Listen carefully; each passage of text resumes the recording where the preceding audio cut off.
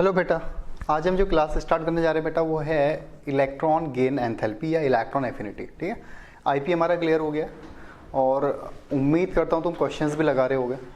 काफ़ी easy chapter है। अगर यहाँ पे थोड़ा समझ आती है तुम्हें चीज़ें तो समझ लो कि इनऑर्गेनिक काफ़ी सिस्टमेटिक जा रही है।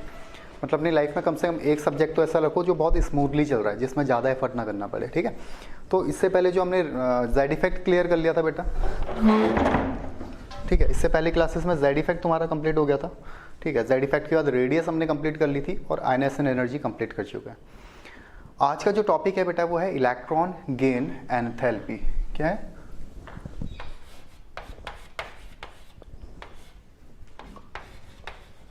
इलेक्ट्रॉन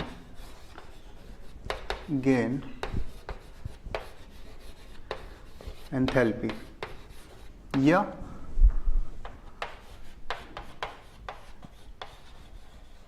इलेक्ट्रॉन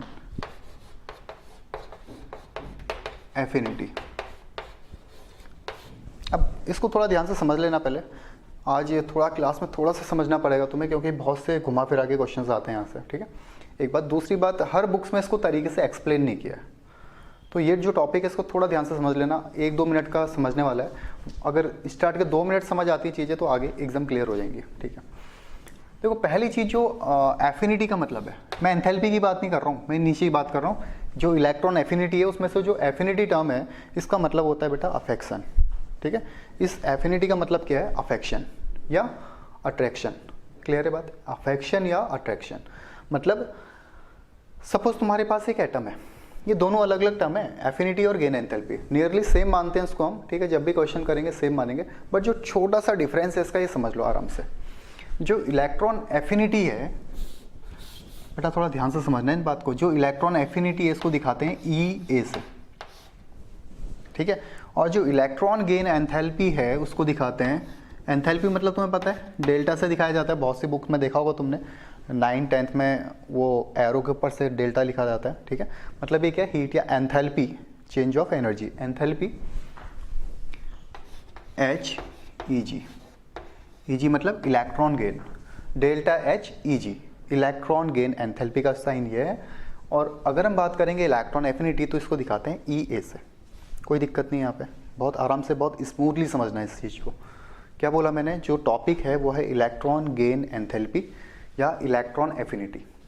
ठीक है, दोनों सेम चीज़ें हैं, बस छोटा सा जो माइनर डिफरेंस है वो समझा रहा हूँ। इलेक्ट्रॉन एफिनिटी को दिखा रहे हैं ई ए से और इलेक्ट्रॉन गेन एंथैल्पी को हम दिखा रहे हैं delta H E G. E G मतलब इलेक्ट्रॉन गेन और डेल्टा एच मतलब एंथैल्पी। ठीक है, अब देखो सपोज एक एटम है, ये एक एटम है।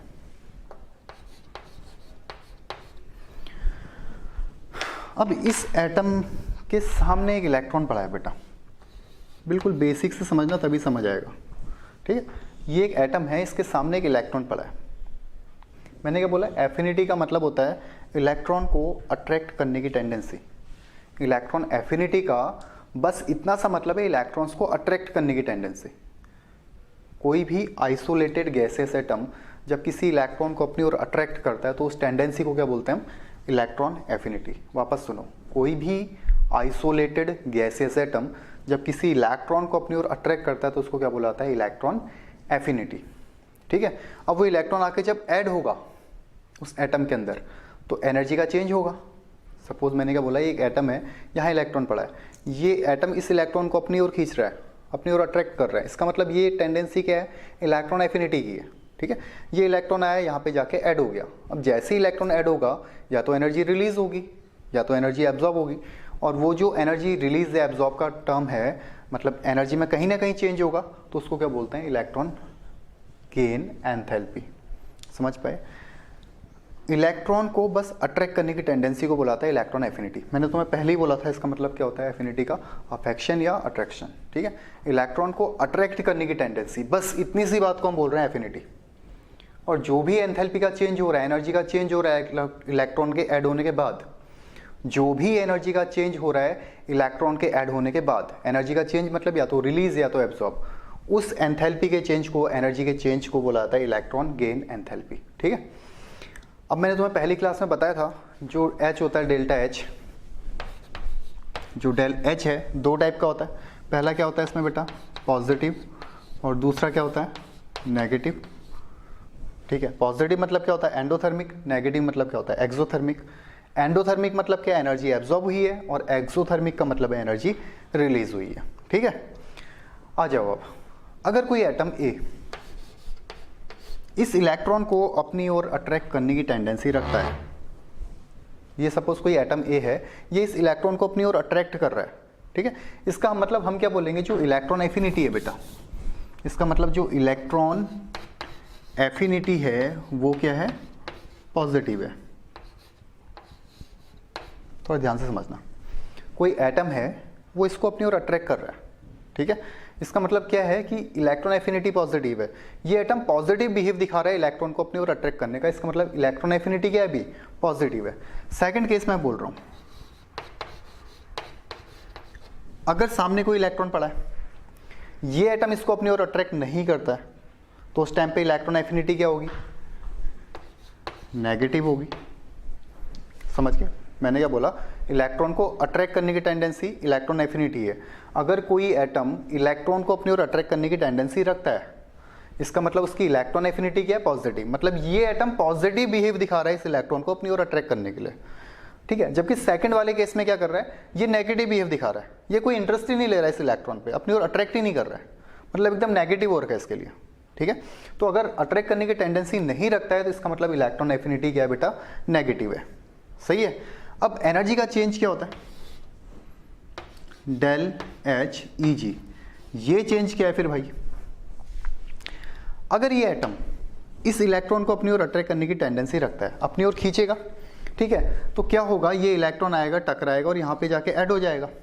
ऐसा ही होगा, ये एटम ने इसको अपनी ओर खींचा, अपनी ओर अट्रैक्ट करा, तो ये इलेक्ट्रॉन आया, टकराया और एनर्जी रिलीज करी। एनर्जी जैसे ही रिलीज करेगा, इसका मतलब जो डेल एच ई जी है, इलेक्ट्रॉन गेन एंथैल्पी है, ये क्या हो जाएगी बेटा, नेगेटिव।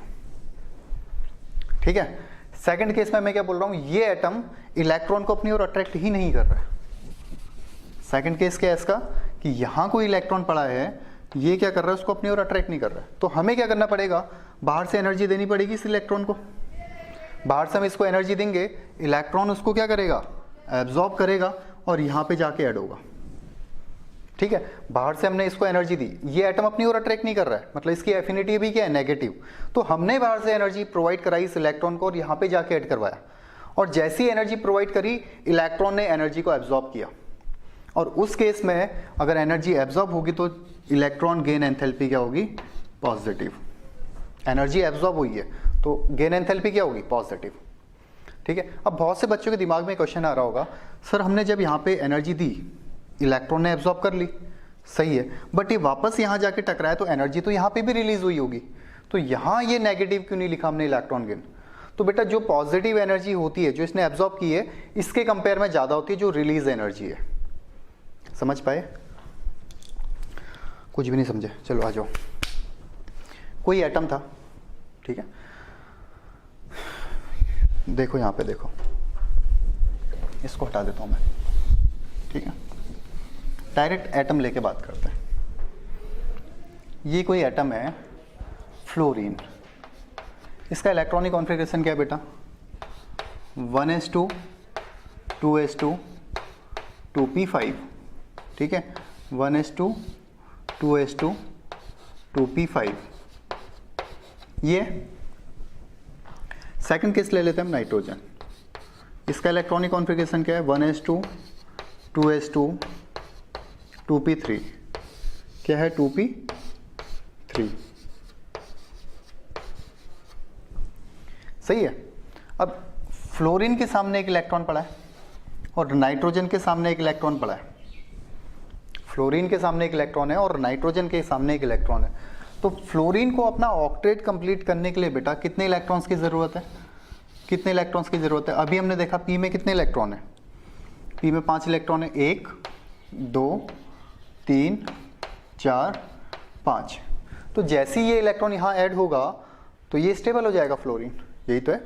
अगर ये एटम सपोज फ्लोरीन होगा तो ये इलेक्ट्रॉन को क्या करेगा, अपनी ओर अट्रैक्ट करना चाहेगा। क्यों, क्योंकि इसके ऐड होती है ये क्या हो जाएगा, स्टेबल। तो जैसे ही ये इलेक्ट्रॉन को अपनी ओर अट्रैक्ट करने की टेंडेंसी रखेगा, इसका मतलब जो इसकी इलेक्ट्रॉन एफिनिटी है वो तो क्या हो जाएगी, पॉजिटिव, और ये इलेक्ट्रॉन आएगा यहाँ पे टकराएगा तो इसकी इलेक्ट्रॉन गेन एंथैल्पी नेगेटिव होगी। मतलब अगर किसी एटम की इलेक्ट्रॉन एफिनिटी पॉजिटिव है, अगर किसी एटम की इलेक्ट्रॉन एफिनिटी पॉजिटिव है तो उसकी गेन एंथैल्पी हमेशा नेगेटिव होगी। इसने अपनी ओर अट्रैक्ट करा, इलेक्ट्रॉन आया, टकराया और क्या करा, एनर्जी रिलीज करा। सेकंड केस में देखो, नाइट्रोजन के पास क्या है, 1s2 2s2 2p3, p में हाफ फील्ड है, जो p है हाफ फील्ड है। मैं तुम्हें पहले बताया था कि अगर कोई हाफ फील्ड होता है इसका मतलब स्टेबल है, बाहर एक इलेक्ट्रॉन है, ठीक है। तो p के पास बेटा यहाँ पे 3 इलेक्ट्रॉन्स रखने की अभी कैपेसिटी है, p के पास अभी जगह है कि वो 3 इलेक्ट्रॉन्स और फिल कर सकता है।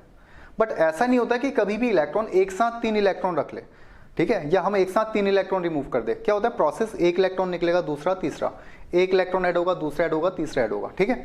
तो क्या ये नाइट्रोजन इस इलेक्ट्रॉन को अपने पास ऐड करवाना चाहेगा?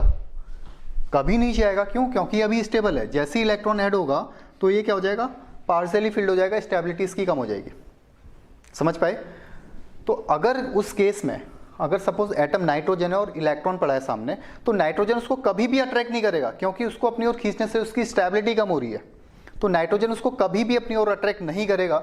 मतलब उस टाइम पे इलेक्ट्रॉन एफिनिटी क्या होगी, नेगेटिव होगी। नेगेटिव बिहेव दिखा रहा है नाइट्रोजन, इलेक्ट्रॉन को अपनी ओर अट्रैक्ट नहीं कर रहा है, ठीक है। तो हम क्या करेंगे, स्पेस तो है इसके पास, तो हम इलेक्ट्रॉन को बाहर से एनर्जी देंगे। तो जैसी एनर्जी देंगे, इलेक्ट्रॉन ने उसको एब्जॉर्ब किया और अब जाके यहाँ पे ऐड हो गया। और जैसी एनर्जी एब्जॉर्ब हुई, मतलब यहाँ पे एंथैल्पी क्या हुई, पॉजिटिव। पॉजिटिव का मतलब एंडोथर्मिक। समझ आ रही बातें? समझ आ गई दोनों बातें? तो वापस सुनो क्या बोल रहा हूँ। एक तो इलेक्ट्रॉन एफिनिटी है, एक गेन एंथैल्पी है।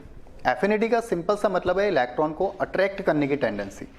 जब कभी भी कोई आइसोलेटेड गैसियस एटम किसी इलेक्ट्रॉन को अट्रैक्ट करने की टेंडेंसी रखता है, इसका मतलब उसकी इलेक्ट्रॉन एफिनिटी पॉजिटिव है, एनर्जी रिलीज हो रही है, ठीक है।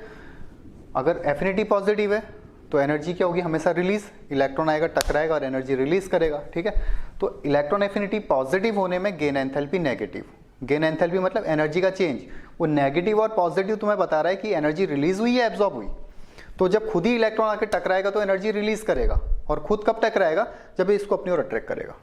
सेकंड केस में मैं बोल रहा हूं कि अगर कोई एटम इलेक्ट्रॉन को अपनी ओर अट्रैक्ट नहीं कर रहा है, इसका मतलब वो नेगेटिव बिहेव शो कर रहा है। वो इलेक्ट्रॉन को अपनी ओर अट्रैक्ट ही नहीं कर रहा है, इसका मतलब क्या है, नेगेटिव बिहेव शो कर रहा है। तो इलेक्ट्रॉन एफिनिटी क्या होगी, नेगेटिव। अट्रैक्ट करने की टेंडेंसी नेगेटिव होगी, और उस टाइम पे हमें बाहर से एनर्जी देनी पड़ेगी। इसका मतलब जो हम एनर्जी प्रोवाइड कर रहे हैं, जो एंथैल्पी है वो पॉजिटिव होगी, मतलब एंडोथर्मिक होगी, ठीक है। समझ आ गई बात? ठीक है। दूसरी बात देखो, जब हम आयनाइजेशन एनर्जी की बात कर रहे थे, हमने क्या बोला कि आयनाइजेशन एनर्जी एंडोथर्मिक प्रोसेस होती है, यही बोला था। बट जो इलेक्ट्रॉन गेन एंथैल्पी है, अब मैं एक चीज बोलूंगा, ठीक है, गेन एंथैल्पी या एफिनिटी, दोनों का डिफरेंस समझ आ गया ना। अगर तुम्हें कहीं पे पूछा है, एलिमेंट दे रखे हैं और कंपेयर करने के लिए पूछा है इलेक्ट्रॉन एफिनिटी या इलेक्ट्रॉन गेन एंथैल्पी, ठीक है, तो समझ जाना कि अप्रॉक्स सेम बात है। इंक्रीजिंग या डिक्रीजिंग ऑर्डर में पूछा गया होगा। अब देखो, तुम्हें अगर एलिमेंट दिए गए हैं, ठीक है, और पूछा गया है कि इसकी इलेक्ट्रॉन गेन एंथैल्पी बताओ कि ये एंडोथर्मिक होगी या एक्सोथर्मिक होगी, तो किसी भी एटम की जो गेन एंथैल्पी है वो डिपेंड करती है उस एटम पे। जैसे आयनाइजेशन एनर्जी क्या थी, हमेशा एंडोथर्मिक थी, हमें इलेक्ट्रॉन निकालने के लिए एनर्जी प्रोवाइड करवानी पड़ेगी। बट अभी हमने देखा जो गेन एंथैल्पी वो डिपेंड किस पे कर रही है, एटम पे। कुछ एटम ऐसे हैं जहां पे क्या होगी, इलेक्ट्रॉन एफिनिटी नेगेटिव होगी, गेन एंथैल्पी पॉजिटिव होगी। कुछ एटम ऐसे हैं बेटा जहां पे इलेक्ट्रॉन एफिनिटी पॉजिटिव होगी, ठीक है।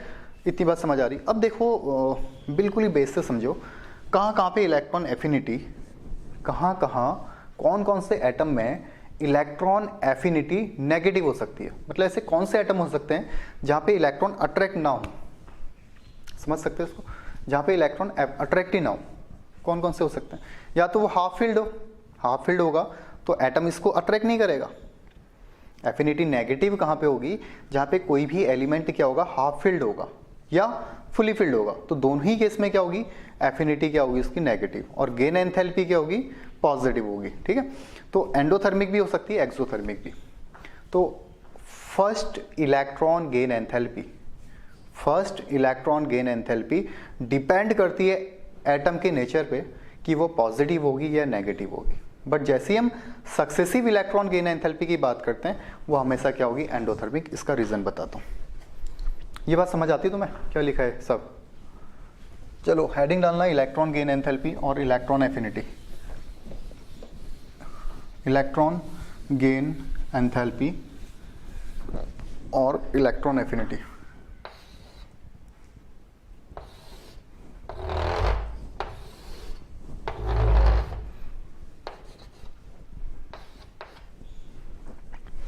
लिखना है बेटा इसमें, when a isolated gaseous atom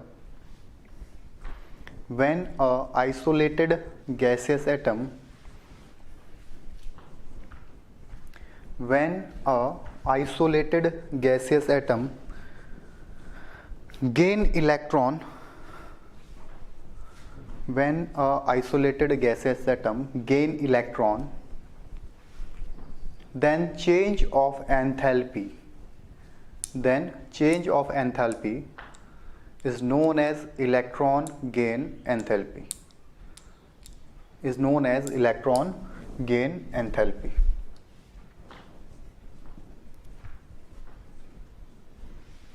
ठीक है, इलेक्ट्रॉन एफिनिटी के आगे डैश करके लिख लेना, tendency to attract electron. Electron affinity के आगे क्या लिखना है, डैश करके टेंडेंसी टू अट्रैक्ट इलेक्ट्रॉन। ठीक है। अच्छा एक बात, ये हमने एक टॉपिक और पढ़ा था अभी। देखो अगर कोई बाहर कोई इलेक्ट्रॉन है उसको अट्रैक्ट करने की टेंडेंसी को क्या बोल रहे हैं, इलेक्ट्रॉन एफिनिटी। और शेयर्ड पेयर इलेक्ट्रॉन को अट्रैक्ट करने की टेंडेंसी को क्या बोला था हमने, इलेक्ट्रोनेगेटिविटी। जो शेयर्ड पेयर इलेक्ट्रॉन है उसको अट्रैक्ट करने की टेंडेंसी क्या थी, इलेक्ट्रोनेगेटिविटी। और बाहर से कोई इलेक्ट्रॉन, कोई आइसोलेटेड गैसियस एटम किसी दूसरे एटम इलेक्ट्रॉन को अट्रैक्ट कर रहा है उसको क्या बोल रहे हैं, इलेक्ट्रॉन एफिनिटी। ठीक है, समझ आती बात? ठीक है, अब नीचे लिखना, if electron affinity positive, if electron affinity is positive then electron gain enthalpy negative। ये जो पोर्शन है इसको लिख लेना, ये दिख रहा है तुम्हें, बोर्ड से बाहर तो नहीं हो गया? क्या बोल रहा हूँ मैं, अगर इलेक्ट्रॉन एफिनिटी है तुम्हारी पॉजिटिव तो इलेक्ट्रॉन गेन एंथैल्पी क्या होगी बेटा, नेगेटिव। ठीक है, और अगर इलेक्ट्रॉन एफिनिटी, कोई एटम इलेक्ट्रॉन को अपनी ओर अट्रैक्ट ही नहीं कर रहा है, नेगेटिव है, तो हमें एनर्जी क्या करनी पड़ेगी, प्रोवाइड करवानी पड़ेगी। प्रोवाइड करवाएंगे इसका मतलब क्या है, एनर्जी क्या होगी, एब्जॉर्ब होगी। समझ रहे हो? तो इलेक्ट्रॉन एफिनिटी पॉजिटिव होगी तो गेन एंथैल्पी नेगेटिव होगी, मतलब एनर्जी रिलीज होगी। अगर एटम इलेक्ट्रॉन को अपनी ओर अट्रैक्ट कर रहा है तो एनर्जी हमेशा रिलीज होगी, और अगर अट्रैक्ट नहीं कर रहा है तो एनर्जी क्या होगी, एब्जॉर्ब होगी। समझिए बात को?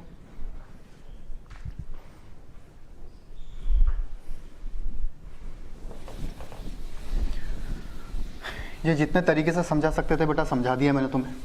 ठीक है, मैं वापस तुम्हें बोल रहा हूँ कि बहुत वीडियो जो है उसको बहुत 2-3 बात कम से कम देख लो, अगर कहीं पे फंस रहे हो, जहाँ पे डाउट आ रहा है यहाँ पे पूछ लो। अब देखो तुम्हारे पास सपोज कोई एम मेटल है, ठीक है, कोई भी एलिमेंट है, किस फॉर्म में है, गैसियस फॉर्म में है, तुमने यहाँ पे एक इलेक्ट्रॉन ऐड कर दिया। इस कलर में मज़ा नहीं आ रहा यार।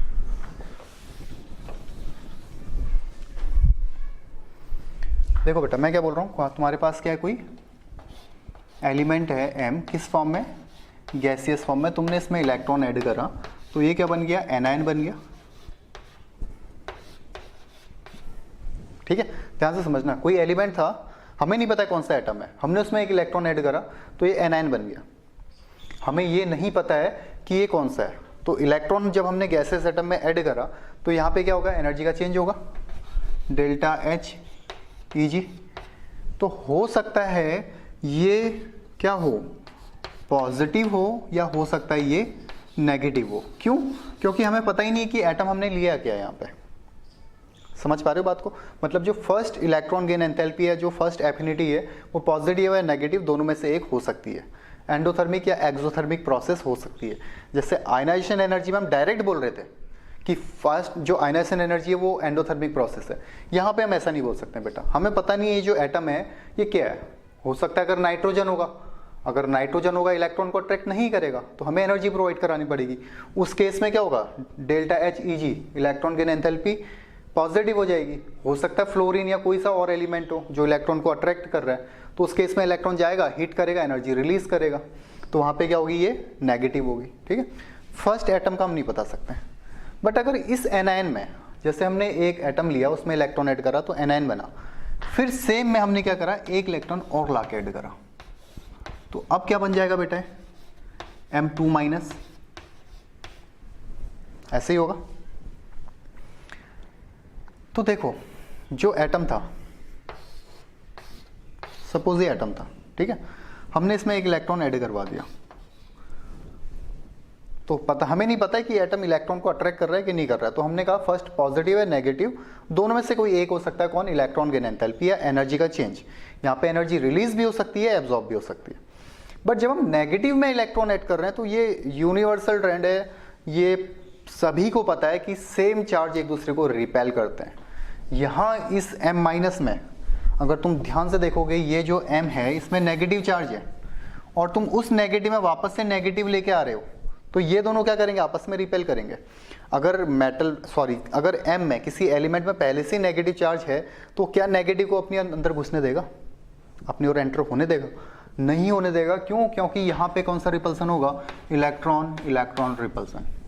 नहीं समझ आया, ये जो एलिमेंट था इसमें नेगेटिव चार्ज है और हम क्या ऐड करवाने जा रहे हैं इसमें, नेगेटिव। ठीक है, तो अगर इसमें पहले से ही नेगेटिव चार्ज है, क्या ये नेगेटिव चार्ज को अंदर एंट्री करने देगा, नहीं करने देगा। क्यों, क्योंकि ये नेगेटिव इस नेगेटिव को रिपेल करेगा, तो हमें क्या करना पड़ेगा, बाहर से एनर्जी प्रोवाइड करवानी पड़ेगी। ठीक है, और जब हम इसको एक्स्ट्रा एनर्जी देंगे तो ये जाके यहाँ पे ऐड हो जाएगा, मतलब हमें इतनी एनर्जी देनी पड़ेगी कि इसका ये नेगेटिव चार्ज क्या हो जाए, कैंसिल आउट हो जाए और इलेक्ट्रॉन जाके ऐड हो जाए। समझ पा रहे हो। तो हमेशा सक्सेसिव इलेक्ट्रॉन गेन एंथैल्पी क्या होगी तुम्हारी, एंडोथर्मिक। मतलब यहाँ पे जो डेल एच ई जी है ये हमेशा क्या होगा बेटा, पॉजिटिव होगा। नहीं समझ आया तो वापस सुनो। तुम्हारे पास एक एलिमेंट M था, तुमने इलेक्ट्रॉन ऐड करा, तो उस टाइम पे जो एंथैल्पी चेंज है वो पॉजिटिव भी हो सकती है, नेगेटिव भी, एनर्जी रिलीज भी हो सकती है, एब्जॉर्ब भी हो सकती है। बट जब तुम नेगेटिव में इलेक्ट्रॉन ऐड करवाने जा रहे हो तो तुम्हें पता है कि यहाँ पे इलेक्ट्रॉन इलेक्ट्रॉन रिपल्सन होगा, तो इस इलेक्ट्रॉन को एनर्जी प्रोवाइड करवानी पड़ेगी, जिससे क्या होगा, एनर्जी को एब्जॉर्ब करेगा, और जैसी एनर्जी एब्जॉर्ब करेगा ये एंडोथर्मिक प्रोसेस हो जाएगी, और उस टाइम पे जो एनर्जी का चेंज होगा, एंथैल्पी का चेंज होगा, वो क्या होगा, पॉजिटिव, मतलब एनर्जी वहाँ पे एब्जॉर्ब होगी। क्लियर है बात। फिर हम M2 माइनस में एक इलेक्ट्रॉन और ऐड करवाते हैं, तो क्या बन जाएगा, M-3। ऐसे ही होगा। अगर हम इसमें वापस से एक इलेक्ट्रॉन जाके ऐड करवाते हैं तो M-3, मतलब ये भी क्या होगी तुम्हारी एंडोथर्मिक प्रोसेस। क्यों, क्योंकि तुमने नेगेटिव में इलेक्ट्रॉन ऐड करा है।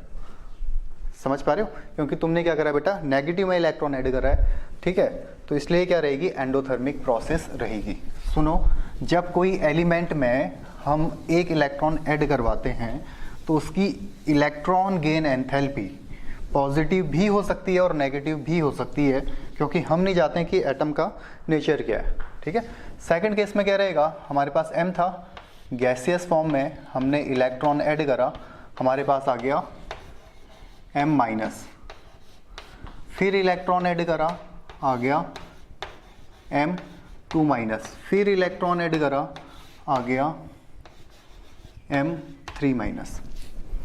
तो ये क्या था तुम्हारा फर्स्ट वाला, ये तो था इलेक्ट्रॉन एफिनिटी 1, ये क्या था, इलेक्ट्रॉन एफिनिटी 2, और ये क्या था, इलेक्ट्रॉन एफिनिटी 3। यहाँ इलेक्ट्रॉन एफिनिटी की बात करेंगे तो ये पॉजिटिव भी हो सकता है और नेगेटिव भी हो सकता है। इलेक्ट्रॉन को अट्रैक्ट करने की टेंडेंसी रख भी सकता है, नहीं भी। बट यहाँ पे इलेक्ट्रॉन एफिनिटी हमेशा क्या होगी बेटा, नेगेटिव होगी। अगर ये नेगेटिव है तो इलेक्ट्रॉन को कभी भी अट्रैक्ट नहीं करेगा। एफिनिटी हमेशा क्या होगी, नेगेटिव। एफिनिटी हमेशा क्या होगी, नेगेटिव। तो यहाँ पे अगर हम देखेंगे इलेक्ट्रॉन गेन एंथैल्पी, ये क्या होगी, यहाँ पे पॉजिटिव भी हो सकती है, नेगेटिव भी हो सकती है। बट यहाँ हमेशा क्या होगी, ये अब तुम्हारा सक्सेसिव आ गया। सक्सेसिव मैंने क्या बोला था, एक से ज़्यादा इलेक्ट्रॉन ऐड या रिमूव कराते हो तो सक्सेसिव बोलते हैं उसको। यहाँ पे एक से ज़्यादा इलेक्ट्रॉन ऐड करा रहे हैं, नेगेटिव में इलेक्ट्रॉन ऐड करा रहे हो, मतलब सेकंड इलेक्ट्रॉन एफिनिटी तुम्हारी क्या है, नेगेटिव है। तो गेन एंथैल्पी क्या हो जाएगी, उल्टी हो जाएगी इसकी, del H E ji.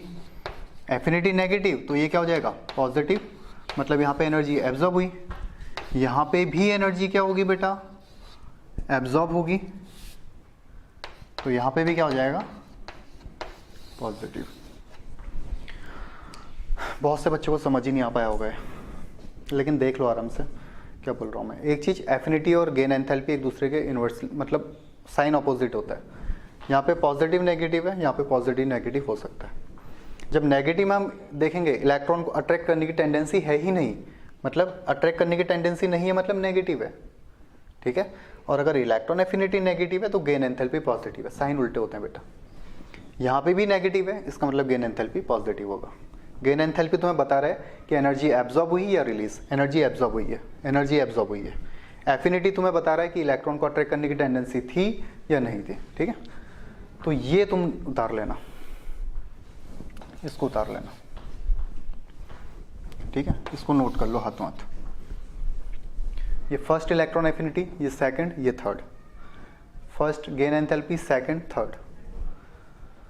Successive electron gain enthalpy always endothermic. Successive electron gain enthalpy is always endothermic. जो सक्सेसिव इलेक्ट्रॉन गेन एंथैल्पी बेटा वो हमेशा क्या होगी, एंडोथर्मिक होगी, ठीक है। आगे समझ में बात क्लियर है बेटा, बात समझ आती है।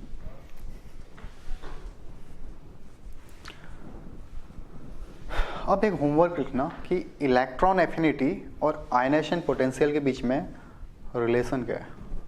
इलेक्ट्रॉन एफिनिटी और आयनेशन एनर्जी में रिलेशन देखना है तुमने, ठीक है। ये देखना, सभी बच्चे लिख लो इसको, relation between electron affinity and ionization energy.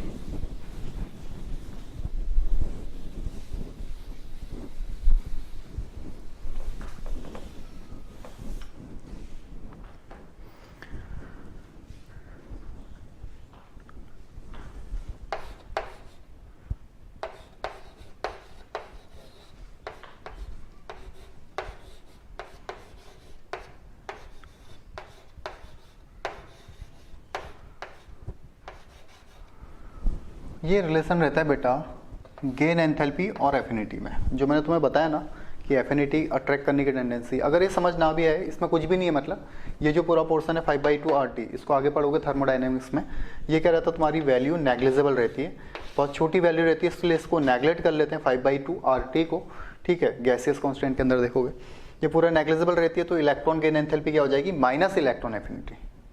जो इलेक्ट्रॉन गेन एंथैल्पी होती है वो क्या हो जाएगी, माइनस इलेक्ट्रॉन एफिनिटी, ठीक है। तो दोनों टर्म समझ आ गए बेटा, ठीक है। तो हमने क्या बोला, किसी भी आइसोलेटेड गैसियस एटम में जब हम इलेक्ट्रॉन को ऐड कर रहे हैं तो उस टाइम पे जो भी एंथैल्पी का चेंज होगा उसको इलेक्ट्रॉन गेन एंथैल्पी बोल रहे हैं। इलेक्ट्रॉन को अट्रैक्ट करने की टेंडेंसी को बुलाता है इलेक्ट्रॉन एफिनिटी। बहुत से टाइम पूछ लेते हैं क्लास में, ठीक है, कि इलेक्ट्रॉन एफिनिटी और गेन एंथैल्पी में डिफरेंस बताओ। एफिनिटी का मतलब इलेक्ट्रॉन को अट्रैक्ट करने की टेंडेंसी बस, और एंथैल्पी का मतलब, एफिनिटी मतलब केवल इलेक्ट्रॉन को अट्रैक्ट करने की टेंडेंसी। अगर अट्रैक्ट कर रहा है मतलब एफिनिटी पॉजिटिव है, अगर अट्रैक्ट नहीं कर रहा है एफिनिटी नेगेटिव है। और गेन एंथैल्पी का मतलब क्या है, जो भी इलेक्ट्रॉन जाके हम ऐड कर रहे हैं गैसियस एटम में, उस टाइम पे जो भी एनर्जी का चेंज हो रहा है, मतलब एनर्जी या तो रिलीज हो रही है या तो एब्जॉर्ब हो रही है। रिलीज होगी तो नेगेटिव होगा, एब्जॉर्ब होगी तो गेन एंथैल्पी पॉजिटिव होगा, ठीक है। एब्जॉर्ब होने पे एंडोथर्मिक प्रोसेस, रिलीज होने पे exothermic, absorb endo, release exothermic process. तो इतनी बात तुम्हें समझ आ चुकी होगी, ठीक है।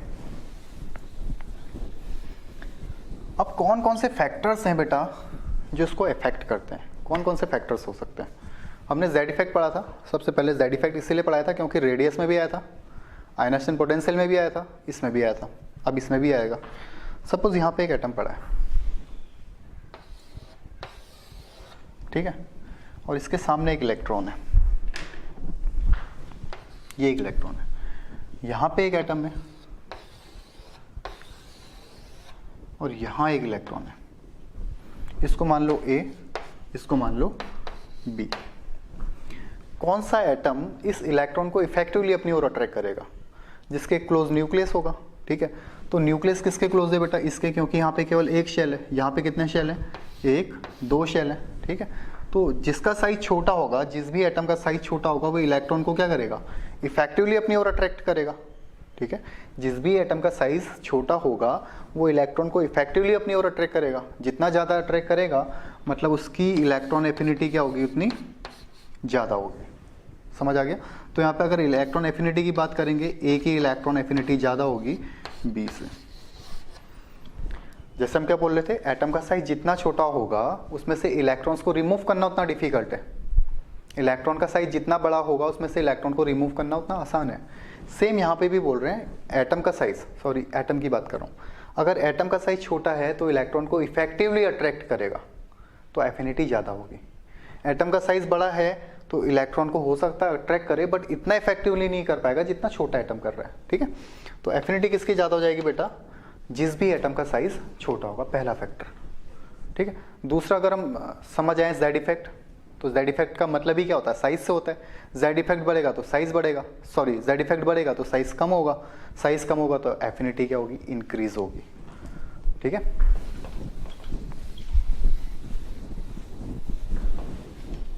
फैक्टर्स अफेक्टिंग, अच्छा पहले तो दो तीन चीज़ यहाँ पे समझ लो।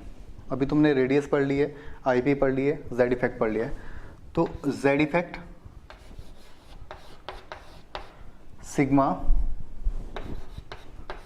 और अगर मैं बात करूँ साइज, एक वर्ड मैं कभी कभी यूज़ करता हूँ एटॉमिक रेडियाई या एटॉमिक रेडियस। ये ध्यान से देखोगे ना बेटा, चारों चीज़ सेम है, एक ही चीज़ को बताते हैं।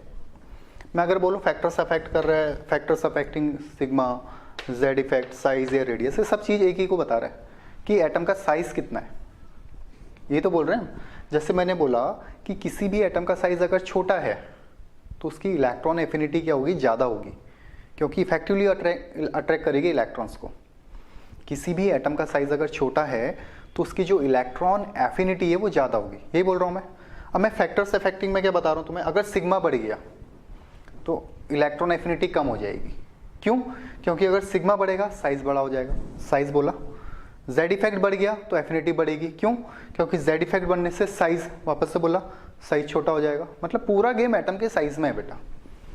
रेडियस बढ़ेगी साइज बढ़ेगा, रेडियस कम होगी साइज छोटा होगा। ठीक है, तो पूरा गेम किसका है बेटा, यहाँ पे साइज का है। ठीक है, ये सब फैक्टर्स अगर घुमा फिरा के देखोगे तुम, अब तुम्हें समझ आ जाना चाहिए कि पूरे फैक्टर्स क्या हैं, सिमिलर हैं। तो फर्स्ट फैक्टर क्या बोल रहे हैं हम, factors affecting of electron affinity. First क्या है, जेड इफेक्ट।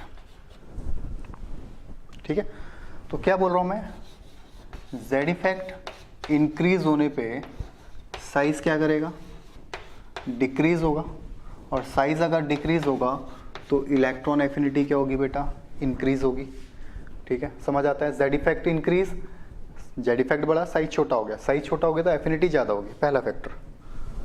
ठीक है, ज़्यादा कंफ्यूजन नहीं करना है इसमें। दूसरा मैं बोल रहा हूँ साइज, तो समझ ही आएगा, साइज लिखने की ज़रूरत ही नहीं है। अब सिग्मा अगर मैंने बोल दिया तो सिग्मा में क्या होगा, सिग्मा अगर इंक्रीज होगा तो साइज इंक्रीज होगा। ठीक है, साइज इंक्रीज होगा तो इलेक्ट्रॉन एफिनिटी क्या होगी, डिक्रीज होगी। ठीक है, थर्ड केस में बोल रहा हूँ फुली फिल्ड और हाफ फिल्ड, वो थोड़ा समझना पड़ेगा। Factors affecting of electron affinity में लिखना, पहला factor Z effect. If effective nuclear charge increased, if effective nuclear charge increased then size decrease,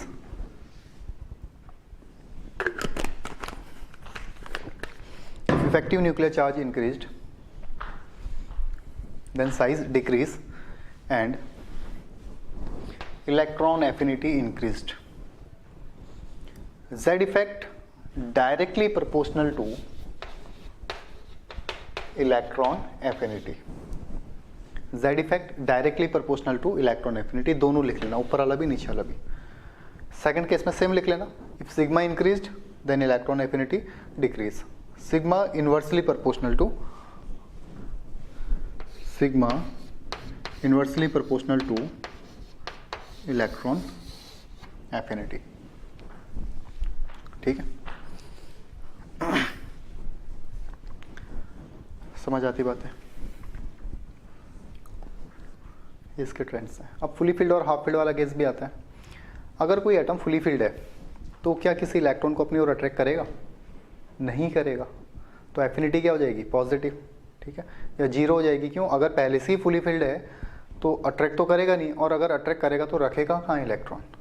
अगर कोई पहले से ही फुली फिल्ड है, इलेक्ट्रॉन कहाँ रखेगा? मतलब उसकी इलेक्ट्रॉन एफिनिटी क्या हो जाएगी बेटा? जीरो, ठीक है। पीरियोडिक ट्रेंड, नेक्स्ट हेडिंग डालना, पीरियोडिक ट्रेंड। देखो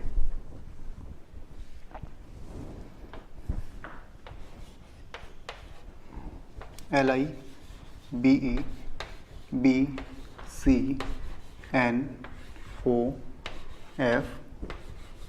NE, ठीक है। अब अगर हम इसका इलेक्ट्रॉनिक कॉन्फ़िगरेशन लिखते हैं बेटा, इसका इलेक्ट्रॉनिक कॉन्फ़िगरेशन क्या है? 1s2 2s1, इसका क्या है? 1s2 2s2, ये क्या है? 2s2 2p1, ये है तुम्हारा 2p2, ये है 2p3, ये है 2p4, 2p5, 2p6। मतलब अगर नियॉन का केस हम स्टार्ट करते हैं तो नियॉन का इलेक्ट्रॉनिक कॉन्फ़िगरेशन है बेटा 1s2 2s2 2p6, ठीक है। ये 1s है, ये 2s है और ये 2p है। तो अगर बाहर कोई इलेक्ट्रॉन पड़ा है, क्या नियॉन उसको अपनी ओर अट्रैक्ट करेगा? कभी भी नहीं करेगा। क्यों? क्योंकि एक तो फुली फिल्ड है, स्टेबल है 2,8, एक तो पहले से इसका ऑक्टेट कंप्लीट है, दूसरा इलेक्ट्रॉन ऐड करके रखेगा कहाँ? जगह ही नहीं उसके पास, ठीक है। तो इस केस में जो नियॉन है बेटा, नियॉन की इलेक्ट्रॉन एफिनिटी जीरो होती है, ठीक है। एफिनिटी क्या होती है इसकी? इलेक्ट्रॉन गेन एंथैल्पी की अगर बात करें, इलेक्ट्रॉन गेन एंथैल्पी इसकी क्या होगी? जीरो, ठीक है। जैसे आगे ब्लॉक केमिस्ट्री पढ़ोगे तो वहाँ पे तुम्हें पता चलेगा कि इलेक्ट्रॉन इसमें ऐड करवा सकते हैं, ठीक है, बट इतनी ज़्यादा एनर्जी प्रोवाइड करनी पड़ेगी कि इसमें जो इलेक्ट्रॉन ऐड होगा वो नेक्स्ट शेल में आके ऐड होगा। जैसे इलेक्ट्रॉनिक कॉन्फ़िगरेशन क्या है? 1s2 2s2 2p6। अब इतनी ज़्यादा एनर्जी देनी पड़ेगी कि इलेक्ट्रॉन आगे तो खत्म हो गया p, अब नेक्स्ट इलेक्ट्रॉन कहाँ होगा? 3s में ऐड होगा, ठीक है। तो उतना डेप्थ में अभी मत जाओ, परेशान होगे, आगे उसको पढ़ेंगे। तो अभी मैं क्या बोल रहा हूँ कि जो नियॉन है बेटा, इसका ऑक्टेट कंप्लीट है, ठीक है, तो इलेक्ट्रॉन को अट्रैक्ट करेगा ही नहीं, ठीक है। अगर इलेक्ट्रॉन को अट्रैक्ट नहीं करेगा, इसका मतलब क्या है? नियॉन की जो इलेक्ट्रॉन गेन एंथैल्पी होगी सबसे कम होगी। यहाँ सबसे कम किसकी होगी? नियॉन की इलेक्ट्रॉन गेन एंथैल्पी होगी। क्यों? क्योंकि इलेक्ट्रॉन को अट्रैक्ट ही नहीं कर रहा है, तो गेन एंथैल्पी क्या होगी? जीरो। उसके बाद यहाँ अगर ध्यान से देखोगे तुम 2s2, s में 2 इलेक्ट्रॉन कंप्लीटली हैं, तो क्या ये इलेक्ट्रॉन को अट्रैक्ट करेगा? अगर इलेक्ट्रॉन ऐड करेगा तो इसकी स्टेबिलिटी क्या हो जाएगी? अनस्टेबल हो जाएगा, ठीक है। तो उसके बाद ये भी इलेक्ट्रॉन को अट्रैक्ट नहीं करना चाहेगा। तो अगर इलेक्ट्रॉन को अट्रैक्ट नहीं कर रहा है, एफिनिटी क्या मतलब इसका? नेगेटिव है, ठीक है, और गेन एंथैल्पी क्या हो जाएगी? पॉजिटिव। तो सबसे कम इलेक्ट्रॉन एफिनिटी होती है नियॉन की, अप्रॉक्स जीरो। उसके बाद होती है बेटा बेरिलियम की, ठीक है। उसके बाद किसकी होगी? नाइट्रोजन की। क्यों? क्योंकि नाइट्रोजन भी क्या करता है? नेगेटिव बिहेव शो करता है, क्योंकि इसमें क्या है? पी में 3 इलेक्ट्रॉन है, हाफ फील्ड है। फिर आ गया नाइट्रोजन। जब भी हम लेफ्ट से राइट की ओर मूव करते हैं तो एलिमेंट का साइज क्या होता है बेटा? छोटा होता है। एलिमेंट का साइज छोटा होगा तो इसकी इलेक्ट्रॉन एफिनिटी क्या हो जाएगी? बढ़ जाएगी। ये एफिनिटी का ट्रेंड है, ठीक है, ये एफिनिटी का ट्रेंड था। अब इसमें से क्या करना है तुमने? सबसे पहले तो नियॉन निकाल के रख लो। क्यों? क्योंकि नियॉन क्या है? फुली फिल्ड है, तो इसकी एफिनिटी जीरो। फिर कौन होगा? बेरिलियम, क्योंकि s में 2 इलेक्ट्रॉन है। उसके बाद क्या है? नाइट्रोजन हाफ फील्ड तो है, इलेक्ट्रॉन्स तो रख सकता है अपने पास, लेकिन रखना नहीं चाहेगा, हमें एनर्जी प्रोवाइड करवानी पड़ेगी। 3 स्पेस हैं इसके पास, 3 ऑर्बिटल हैं जहाँ पे इलेक्ट्रॉन्स रख सकते हैं, बट इलेक्ट्रॉन रखते ही क्या हो जाएगा? अनस्टेबल हो जाएगा। तो सबसे कम इलेक्ट्रॉन गेन एंथैल्पी नियॉन, फिर बेरिलियम, फिर नाइट्रोजन, फिर नॉर्मल ट्रेंड आ जाएगा बेटा। फिर क्या आ जाएगा इसका? Normal trend. कौन होगा उसके बाद? लिथियम से ज़्यादा क्या हो गया? बोरॉन से ज़्यादा कार्बन, से ज़्यादा ऑक्सीजन, से ज़्यादा फ्लोरीन। समझ आई बात क्या बोला मैंने? ध्यान से सुन लो इसको यार, थोड़ा इंपॉर्टेंट है। हमने बात कर रहे हैं जनरल ट्रेंड की। तो जब भी हम लेफ़्ट से राइट की ओर मूव करते हैं, जब भी हम कहाँ जाते हैं? लेफ़्ट से राइट की ओर मूव करते हैं, तो इसका जेड इफेक्ट बढ़ता है, जेड इफेक्ट बढ़ेगा तो इलेक्ट्रॉन एफिनिटी क्या होगी, बढ़ेगी। बट हम क्या बोल रहे हैं, ये बीच में एक्सेप्शन है। एक्सेप्शन क्यों तुम्हें पता है, क्योंकि ये फुली फिल्ड है, इलेक्ट्रॉन अट्रैक्ट करेगा नहीं, तो एफिनिटी सबसे कम हुई। इन दोनों में अगर देखोगे वो फुली फिल्ड है, ठीक है, तो वो भी इलेक्ट्रॉन को अट्रैक्ट नहीं करेगा, तो उसके बाद सबसे कम इसकी रहेगी, बेरिलियम की। और लास्ट में हम देखेंगे तो नियोन, सॉरी नाइट्रोजन, नाइट्रोजन भी क्या हाफ फील्ड है, तो ये भी इलेक्ट्रॉन को अट्रैक्ट नहीं करेगा, हमें बाहर से एनर्जी प्रोवाइड करवानी पड़ेगी, ठीक है। तो क्या हो गया, ये तुम्हारा ट्रेंड हो गया एफिनिटी का। उसके बाद नॉर्मल ट्रेंड आ जाएगा, तो ये तुम्हारा सही ट्रेंड है किसका, इलेक्ट्रॉन एफिनिटी का। कब, जब हम मूव करेंगे लेफ्ट से राइट की ओर। दो के दो बना लेना, सेम ऐसे इलेक्ट्रॉनिक कॉन्फ़िगरेशन लिखना, बॉक्स बनाना, जिससे तुम्हें समझ आए कि वो 2p6 है, इसलिए इलेक्ट्रॉन नहीं ऐड कर पा रहे हैं, इसलिए वो क्या है, 0। ये क्या है, वेरी लेस, ये क्या होता है, लेस।